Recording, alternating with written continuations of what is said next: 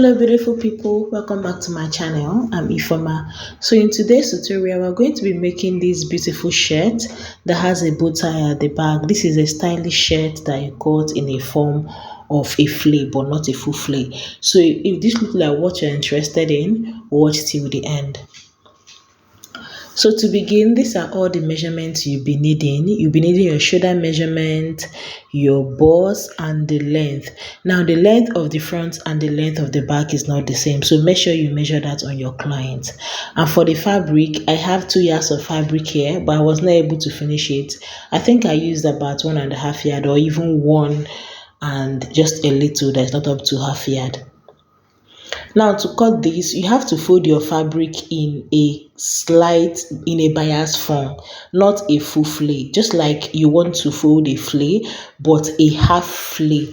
As you can see, if you look closely to the video, you're definitely going to understand the kind of bias form I'm talking about. Now note that this folding is not a full flay folding. It's a half flay, something like you want to fold your flay, but then you just change your mind and just slant it a little bit. That is how to get your fold.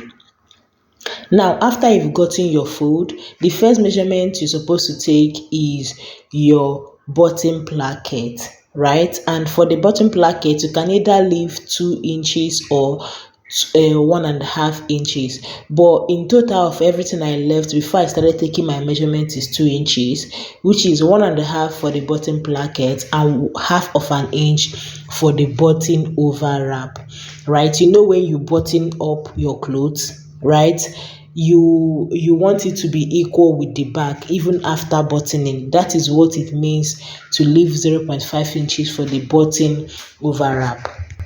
So after you've left all these measurements, you're going to start to take your measurement from that 2 inches that you left. If you left 2 inches like me, right? So after that, I took my shoulder measurement divided by 2. And on that measurement, you have to draw a line across just to show that this is where your top is starting from. From that measurement, go down by 2 inches for your shoulder slant, and from that 2 inches measurement, you're going to go down by 8 or 7.5 inches depending on what your armhole measurement is, right? So when you've gotten that measurement you took for your shoulder, which is that line that you draw across indicating that that is where your shirt is going to start, take that same measurement on your armhole line, that place you measured your armhole. You're taking that measurement. This is just to get a straight line so you can curve in your armhole, right? So on that armhole line, take your bust measurement divided by 4 plus your allowance. It depends on how free you want this top to be, but for my client it wasn't too free, so I just divided her bust measurement by 4, then added 1 inch to it. Right, so when I've gotten this, I divided my armhole by 2, then went in by half of an inch. This is to get my armhole curve. Remember, the armhole for the front is not the same with the armhole for the back. So the armhole for the front is kind of deeper than that of the back. When I've done this, I went ahead to take the length. So for the length, just look closely to see where I'm taking the measurement from. From that line that you draw across, not from the shoulder slant. Take your length round like till the end of where your fabric fold stop, then connect with your chalk, then you go ahead and also connect the side, right, to your armhole.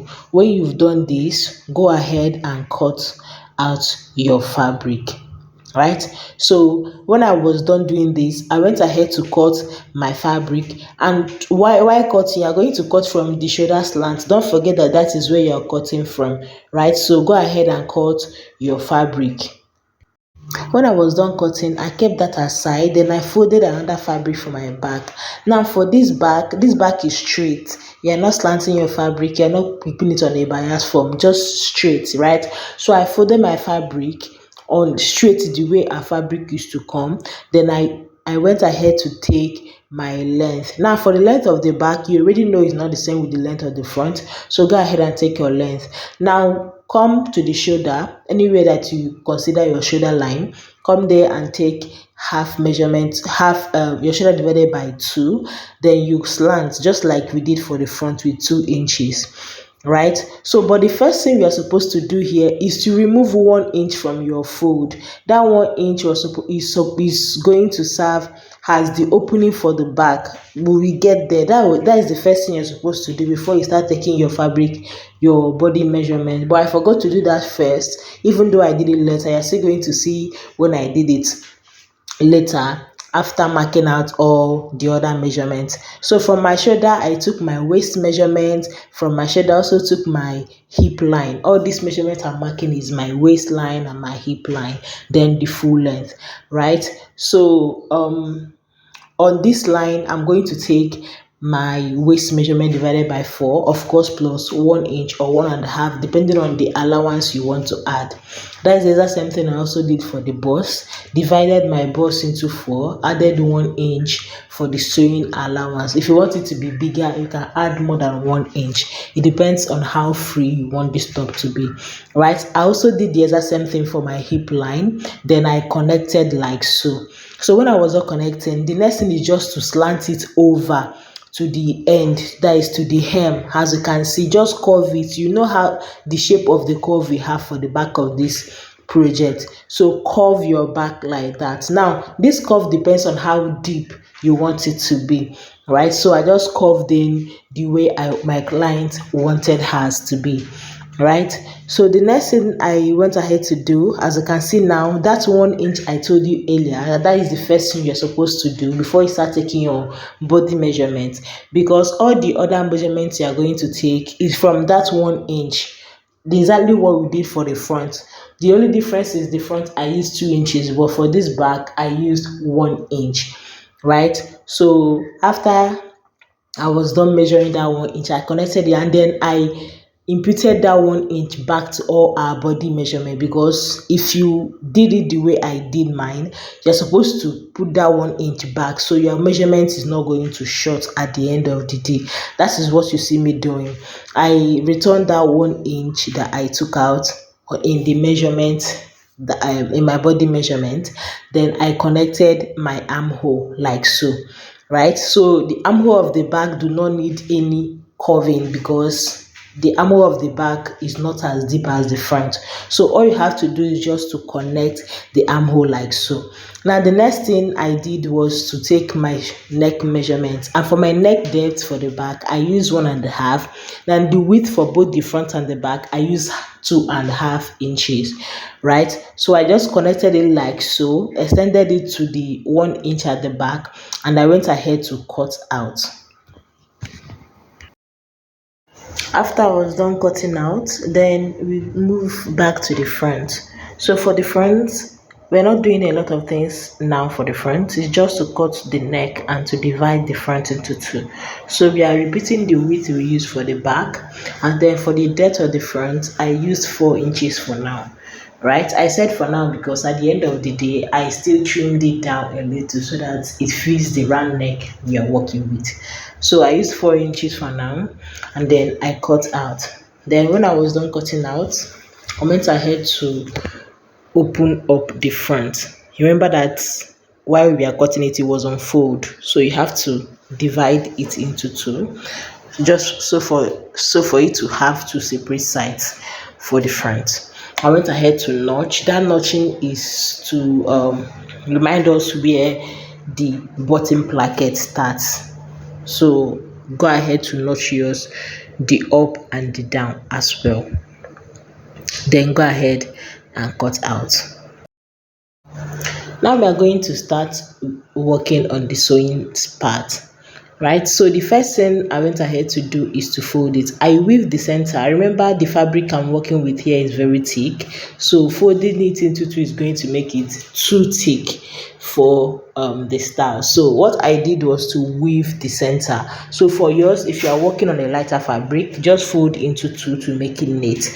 But because I weaved mine, I just folded the bottom placket and I used my hemming gum to hold it in place. Holding my placket or any other part in place before I match it always helps in giving me a neat finishing. Okay, so maybe you should try that to see if that is going to work for you as well. I did the exact same thing on the other side, and then for the back as well, this is the exact same thing we did for the center back. So remember, the center back also has an opening, so I went ahead to weave it. Right after weaving, I also used that 1 inch that we added as the allowance to fold mine. As usual, I added a hemming gum as well to hold it in place, so it gives us a very neat finishing at the end of the day. So go ahead and do the exact same thing for your back. Remember, if you're working with a lighter fabric, you are supposed to fold into two so that you have a neat finishing. So that is what I did, and when I was done, I quickly went ahead to my sewing machine and joined the shoulder. Now, when we are done, this is what we have. Right, this is how beautiful this is looking. So you can use your pin and hold the front, because one is supposed to be on top of the other when it's buttoned, right? But for the back, they are going to lay side by side. No one is going to be on top of the other, as I can see. All right, so this is what we have. Now that we are done, we are going to quickly go ahead to cut out the bow tie. Now for the bow tie, I won't tell you the measurement to use. It depends on how big and long you want your bow tie to be. But for me, I use 5 by 6 inches, right? So that 5 by 6 inches is on fold. As you can see, it's already on fold when I measured that 5 by 6. So the length, it will be 6, while the width will be 5 inches. So I use this exact same measurement to cut 3 pieces of this bow tie material, because this material I'm cutting is for bow tie. I'm going to sew on the sides of it, 3 sides, because one side is definitely going to be on fold. So we are going to close the other 3 sides, right? So that is the 3 pieces of fabric that I cut out for our bow tie.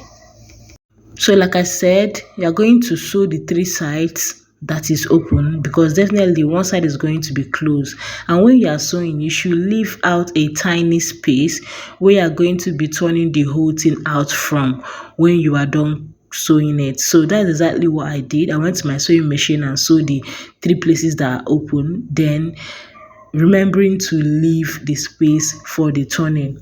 So when I was done, I also cut out a piece of fabric that I used to sew a strap. I also turned it and I pressed it, as you can see. So I went ahead to start making my bow tie. Now, you must not use the same exact method that I used to fold my bow tie. Just use any method that works for you. But this method I'm using to fold it works best for me, because it just builds up my bow tie the way I want it to be. All right. So when you're done making your bow tie like this, that is folding your bow tie, just use the strap, that strap that you already turned and ironed. Use it to hold it down in place. You can also use your pin and needle to hold your bow tie in place if you want. But mine, I just use the strap and tie it. Then go to my sewing machine and stitch this the strap. Now that I'm done, it's time to place the strap on my fabric. Now, like I said before, you are not supposed to make one be on top the other. You're supposed to lay them closest side by side. Don't put one on top of the other, as you can see. Now you can hold them close like this and make a stitch on top of it so that it remains permanently closed like that. Then you place your bow tie on top. Okay, hold the neck as well, the edge of the neck. You're going to hold them together, as you can see, and make a stitch on it so it doesn't move. Now you can use your pin and needle to hold this bow tie down, or you can use your machine to make a stitch on the end of the bow tie, on the 4 edges of the bow tie, so they doesn't move. Now when you are done, the next thing we are going to do is to pipe the armhole, because this is a sleeveless, so we're just going to pipe it. So for the piping, what I went ahead to do is to cut out a bias form of fabric. So look closely, you're going to see the way you can cut out your own bias, right? A bias fabric is fabric that is not cut straight. You cut it in a slanted manner, just like you can see in the video. So that is how I cut out the bias that I used to pipe my armhole. So when I was done, I went ahead to pipe the armhole, the both sides. To pipe my armhole, I piped from the inside out. Right, you can pipe from outside in. That depends on the style you want, but the style on the picture my client sent, it was piped from the inside out. So I did the exact same thing for her. Right, so when I was done, I went ahead to press, give it a good press. One of the most important thing, or the most important method of getting a neat finishing in your project is always pressing. Press. If you add anything to the cloth, press it. Whatever step you are, press. Just keep pressing. That is the basis of getting a neat cloth, a neat project after. So when I was done, this is what we have. Right now, it's time for the collar. I also went ahead to fold the hem. Right, I folded the hem, as you can see, and I pressed all of this. Right now, the next thing we are going to do now is to put the collar. So to start making the collar, you start by cutting the collar. First of all, you take the measurement of your round neck. Like I said, if you remember when I said put the back of your fabric close to each other and stitch on it, you have to stitch the neck.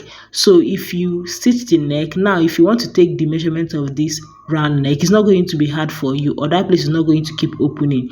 Right, so take the measurement of the round collar. So after I take the measurement of the round neck, I found out that it was small. It should be at least 17 inches if you're making this for an adult woman, and if you're making this for an adult man, if you're making a shirt for an adult man, it should be at least 18 inches for the round neck. Right, so but when I measured this, it was less than 16 inches, so I had to trim down a little. I have to take away some parts so that when I remeasure, it's going to be at least 17 inches, so that it's going to have an ease on the round neck. So when I was done cutting out some parts, I remeasured. So I think after I remeasured, it was 17 inches. Remember I said it was less than 16 inches when I measured first. Then I trimmed down a little, as you can see in the video.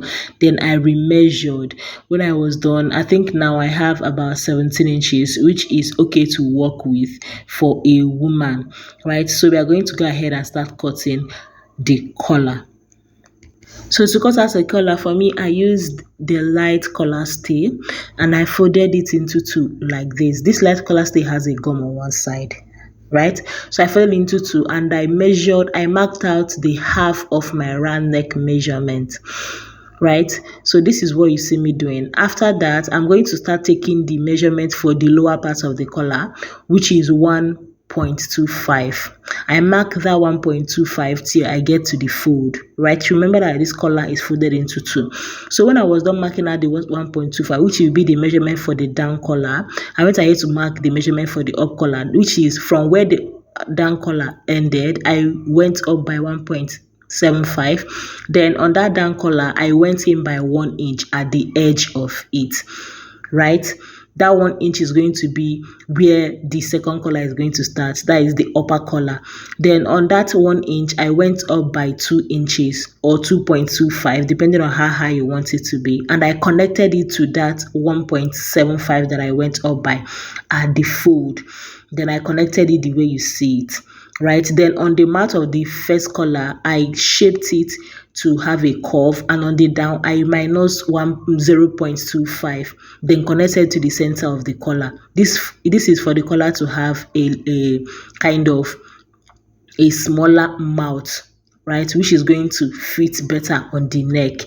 I don't know if you get this, but if this video is too fast for you on a collar, I have other videos where I taught how to make a collar. But if you still don't understand everyone, you want me to make a fresh video, you can tell me in the comments and I can make another video dedicated on how to make a collar.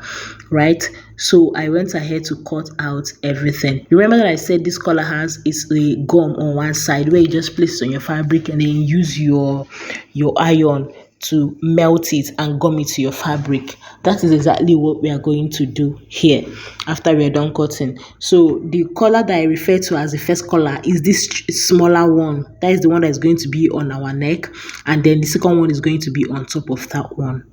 right? So like I already said, the part that has the gum is the part that is the shiny part is the part you have to gum to the wrong side of your fabric, right? So I place this down and I use my pressing iron to hold it.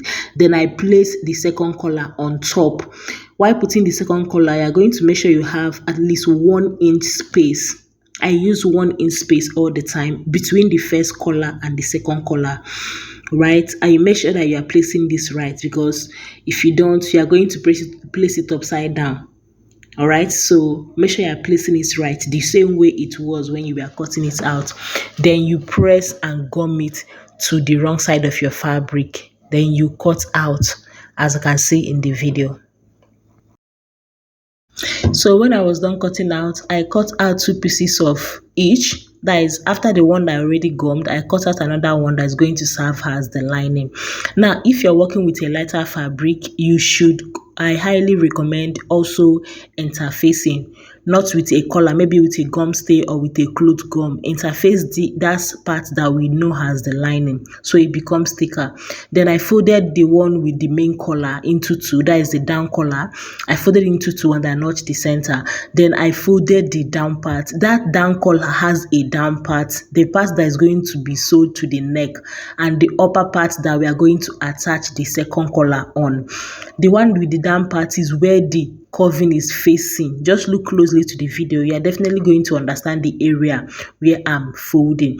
So that area that I folded, I also trimmed out a tiny piece of hemming gum to hold it down in place. So when I was done holding everything down in place, this is what we have. Now we are going to place this aside and we're going to start working on the second collar. Now for the second collar, you are going to place the collar itself and the lining right side facing each other, and you are going to sew closest to the collar but not on top of it. You are going to sew leaving only the down part open, right? So when I was done sewing, I went ahead to trim out all the excess allowance. Just trim close to your sewing but not on your sewing, so that when you turn it, it's going to lay flat and neat. Then after trimming, turn it to the right side and you press it very well. So remember to bring out all the edges. You can use something sharp, a scissors or a pin to bring out all the edges. Then you press very, very well. So this is what I have. When I was done pressing, I folded it into two and I notched the midpoint.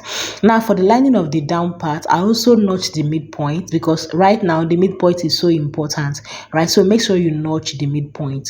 So this is me notching the lining of the down part, that is the down collar too, the midpoint. Then I place the right side facing up, right? So I place this second collar on it, making sure that the two notches is equal. Make sure that the both notch are aligning. And when you are placing this upper collar, make sure that the part with the collar itself, that is the white something, is facing up, right? Then you place the down collar the way you see on top, making sure that the three notches are all aligning. Then you start sewing. So if you want to get this accurately, you have to sew from the center, from that notch, sew to one end, then you come back and start from the notch and sew to the other end. Now when you are sewing closest to the collar, but not on the collar. I hope you understand this. All right, so after sewing, I went ahead to trim out the excesses. I'll turn it to the right side and I gave this a very, very nice press. Right, so giving it a nice press is going to make your collar relax and come out the way you want it to be. So when you're pressing, make sure you press very, very well. Like I said before, pressing your fabric while working on it makes it neater. So when I was done pressing, it's the time to attach this to our main project, right? So to attach this properly, you have to take this method I used, place this like you can see in the video, and trace it to the shoulder. Now from the shoulder, sew with 0.5 inches to the tip, right, to one side of the neck. Then you come back and go to the end of the other side of the neck, then also sew from there with 0.5 inches to meet the one you started sewing on the shoulder. This is going to make sure that this collar is enough and it's equal on all the sides. So when you are done, if you did it right, this is what you should have. So pretty, so neat. Now it's time to finish this up. All you have to do is push the rough edges in between the collar, then you close up. right? So if you did it right, this method is going to, this last thing you're supposed to do is just going to come out on its own. Place it like this, push the rough, and then you close up. Now when we're done, this is what we have. I was not able to get a picture of this on myself or in mannequin because I delivered it almost immediately I was done. I ran out of time when I was done to deliver this dress, and I delivered it without taking any picture on myself or on the mannequin. So, but I would really love to see the result of yours. So if you try this method and it worked perfectly, I would like to see the picture of the one you made in the comment section. All right. So I will see you in the next one. Bye.